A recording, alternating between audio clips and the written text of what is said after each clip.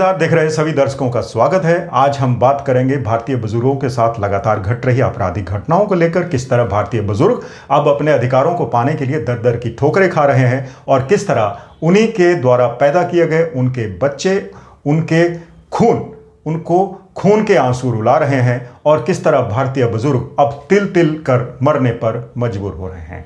Video की शुरुआत करेंगे हरियाणा के हिसार से सामने आए एक दर्दनाक वीडियो की, जिसमें एक निर्दयी बेटी अपनी मां के साथ किस तरह से निर्दयतापूर्वक व्यवहार कर रही है, किस तरह से उस बुजुर्ग को इसलिए ईंट से मार रही है, इसलिए उस बुजुर्ग के शरीर में दांत गड़ाकर खून पीने की बात कर रही है, क्योंकि वो बुजुर्ग अपना फ्लैट उस बेदर्दी बेटी के नाम नहीं कर रही थी। संपत्ति विवाद का मामला है। हालांकि अब पुलिस ने उस आरोपी बेटी रीता को अरेस्ट करके उसके खिलाफ कई धाराओं के तहत मामला दर्ज किया है, लेकिन इस वीडियो ने पूरे भारतवर्ष को हिलाकर रख दिया है और सवाल खड़ा कर दिया है कि भारतीय बुजुर्गों का क्या होगा, क्योंकि भारत की जनसंख्या का 10.5% हिस्सा बुजुर्गों का आता है। यानी 14 करोड़ से ज़्यादा बुजुर्ग इस वक्त भारत में हैं और 2050 तक इनकी गिनती दुगनी हो जाएगी, यानी 30 करोड़ के आसपास बुजुर्ग हो जाएंगे। जितनी ही ज़्यादा गिनती बुजुर्गों की, उतनी ही ज़्यादा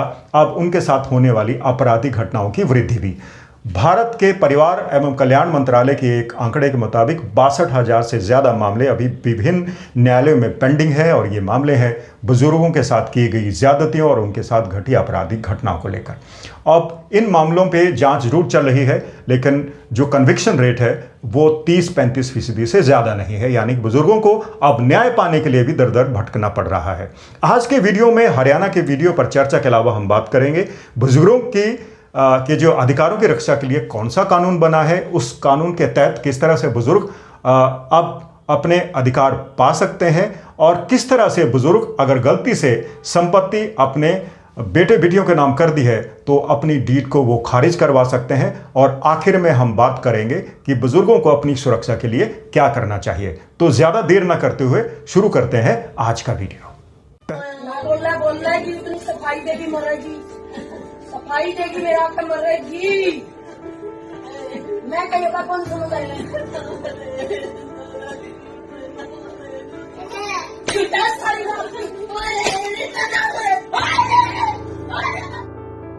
इस वीडियो में आप जिस महिला को अपनी बुजुर्ग मां पर अत्याचार ढाते हुए देख रहे हैं, इसका नाम रीता है। मामला हरियाणा के हिसार स्थित आज़ाद नगर की मॉडर्न साकेत कॉलोनी का है। आरोपी बेटी शादीशुदा होते हुए भी पिछले 2 साल से अपनी मां के साथ रह रही थी। इस बीच उसने अपने भाई को भी घर से निकाल दिया।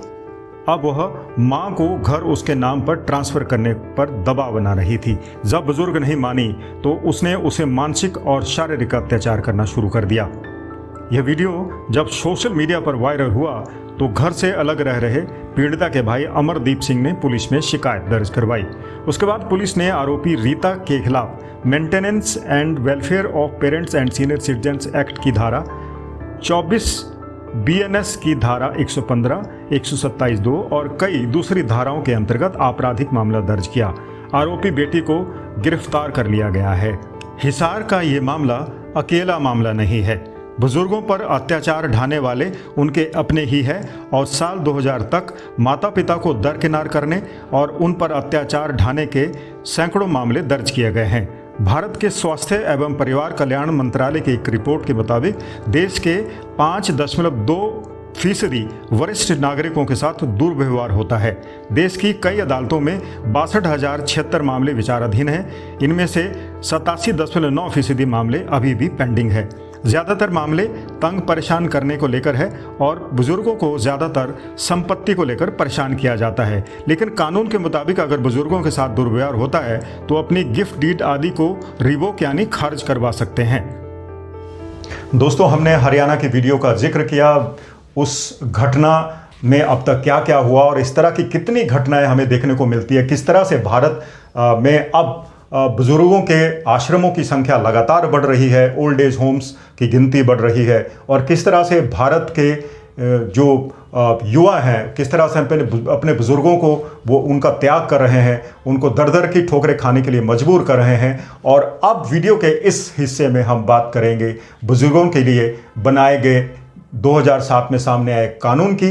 इस कानून में बुजुर्गों के लिए क्या क्या प्रावधान किए गए हैं और बुजुर्ग किस तरह से अपने अधिकारों की रक्षा कर सकते हैं। तो अब देखते हैं वीडियो का ये हिस्सा जिसमें हम लोग बात करेंगे बुजुर्गों के अधिकारों की और कानूनों की।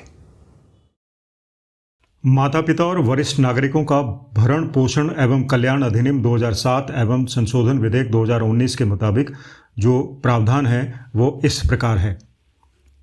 इन कानूनों का मकसद वरिष्ठ नागरिकों और माता पिता के लिए भरण पोषण और कल्याण की व्यवस्था करना, उपेक्षित माता पिता और वृद्धजनों को कानूनी सुरक्षा प्रदान करना है। इसमें जैविक यानी बायोलॉजिकल, दत्तक यानी गोद लिया हुआ या फिर सौतेले माता पिता भी शामिल हैं। 60 वर्ष या से अधिक आयु के व्यक्ति को अब वरिष्ठ नागरिक माना जा रहा है। संतान जिसमें जैविक यानी बायोलॉजिकल, दत्तक यानी गोद लिया हुआ या फिर सौतेला या उत्तराधिकारी सब शामिल हैं। इन सबको माता पिता एवं वरिष्ठ नागरिकों की देखभाल करनी होगी। भरण पोषण में भोजन, कपड़े, आवास, चिकित्सा सहायता एवं आवश्यक सेवाएं सभी शामिल हैं। देखभाल न करने पर माता पिता मेंटेनेंस ट्रिब्यूनल में शिकायत दर्ज करवा सकते हैं। माता पिता और वरिष्ठ नागरिक न्यायाधिकरण में आवेदन कर सहायता प्राप्त कर सकते हैं। मेंटेनेंस ट्रिब्यूनल को 90 दिनों के भीतर अपना फैसला सुनाना होगा। अधिकतम 10,000 रुपये तक का भत्ता दिया जा सकता है और भत्ता न देने पर संतान को 1 माह की कैद हो सकती है। यदि संतान या वारिस को संपत्ति विरासत में मिलती है तो उन्हें माता पिता की देखभाल करनी होगी। यदि संतान देखभाल करने में विफल होती है तो माता पिता संपत्ति वापस लेने का दावा कर सकते हैं। वहीं माता पिता या वरिष्ठ नागरिक को त्यागने पर 5,000 रुपये जुर्माना या 3 माह की सजा या फिर दोनों का प्रावधान किया गया है। माता पिता और वरिष्ठ नागरिकों का भरण पोषण एवं कल्याण संशोधन विधेयक 2019 के तहत अब वरिष्ठ नागरिकों में दादा दादी, नाना नानी को भी शामिल किया गया है। बच्चों में बायोलॉजिकल, गोद लिए हुए, सौतेले बच्चे, दामाद, बहू और कानूनी उत्तराधिकारी सभी लोग शामिल हैं। रिश्तेदारों में वो लोग भी शामिल हैं जो वरिष्ठ नागरिक की संपत्ति के उत्तराधिकारी हो सकते हैं। भोजन, वस्त्र, आवास, चिकित्सा देखभाल और सुरक्षा के साथ साथ अब मानसिक स्वास्थ्य और कल्याण को भी शामिल किया गया है। पहले 10,000 रुपये की सीमा थी, अब वरिष्ठ नागरिकों की आवश्यकता के अनुसार भत्ता तय किया जाएगा। संपत्ति प्राप्त करने के बाद यदि संतान उनकी देखभाल नहीं करती है तो संपत्ति वापस लेने का अधिकार और संपत्ति के दुरुपयोग को रोकने के लिए सख्त प्रावधान किए गए हैं। वहीं माता पिता या वरिष्ठ नागरिकों की देखभाल न करने पर कठोर दंड और एबेंडनमेंट यानी परित्याग करने पर भी सजा का प्रावधान किया गया है। राज्य सरकारों को वृद्धाश्रम, डे केयर सेंटर, हेल्पलाइन और डिजिटल सहायता केंद्रों की स्थापना करनी होगी। सरकारों को वरिष्ठ नागरिकों के लिए विशेष योजनाएं बनाने की भी जिम्मेवारी दी गई है।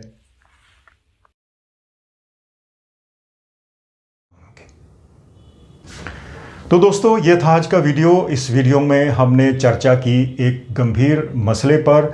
यह मसला है भारत के बुज़ुर्गों के साथ घट रही आपराधिक घटनाओं को लेकर, किस तरह से बुज़ुर्ग अब अपने अधिकारों से वंचित हो रहे हैं। अपने ही बेटे और बेटियां उनको दर दर की ठोकरें खाने पर मजबूर कर रहे हैं। हालांकि भारत में बुज़ुर्गों के लिए कानून भी बनाया गया है, लेकिन इस कानून का पालन कितना होता है और इस कानून के तहत दर्ज किए गए मामले कितनी जल्दी से सुलझाए जाते हैं और कितने मामलों में बुज़ुर्गों को न्याय मिल पाता है, उसके आंकड़े भी हमारे सामने हैं। न्याय बहुत कम मिल पा रहा है। बुज़ुर्ग अभी भी अपने अधिकारों के लिए लड़ रहे हैं। अब भारत के जो लोग हैं, जो नागरिक हैं, उनका भी कर्तव्य बनता है कि अगर अपने पड़ोस में किसी बुजुर्ग के साथ कोई ज़्यादती होते देखें, कोई दुर्घटना होते देखें या उनको लगे कि अब बुज़ुर्गों के अधिकार खतरे में है तो सामने आकर उनकी मदद करें।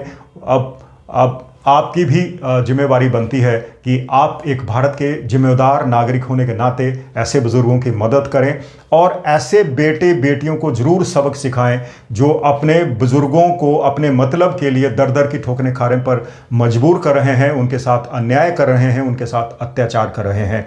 वहीं अब भारत की राज्य सरकारों को भी चाहिए कि बुज़ुर्गों द्वारा दर्ज करवाए गए मामलों की जांच तेज करवाएं ताकि बुज़ुर्गों को जल्द से जल्द न्याय मिले और ऐसे बुजुर्ग जिनके पास अपनी रोजी रोटी के लिए पैसा नहीं है या जिनकी आय के साधन बिल्कुल सीमित है, उनके लिए ओल्ड एज होम्स की व्यवस्था करें, क्योंकि ये सरकार का परम कर्तव्य है। वैसे जो आजकल के लालची बच्चे हैं वो तो बुज़ुर्गों को ओल्ड एज होम्स में धकेल ही रहे हैं, लेकिन कहीं ना कहीं सरकार की भी अब ये जिम्मेवारी बनती है कि ऐसे बुज़ुर्गों के जो अधिकार हैं, हक हुकूक है, उनकी रक्षा करें और बुज़ुर्गों को एक सम्मानपूर्वक जीवन बिताने के लिए मदद करें। यह था आज का वीडियो। आपको कैसा लगा अपने विचारों से ज़रूर अवगत करवाएं, और अगर आपने अभी तक हमारे चैनल को सब्सक्राइब नहीं किया है तो सब्सक्राइब ज़रूर कर लें, इससे हमारा हौसला बढ़ेगा और साथ में ही जो गंभीर मुद्दे हैं उनको हम उठा पाएंगे ताकि देश के हर नागरिक को सम्मानपूर्वक जीवन जीने का अधिकार मिले और मौका मिले। नमस्कार।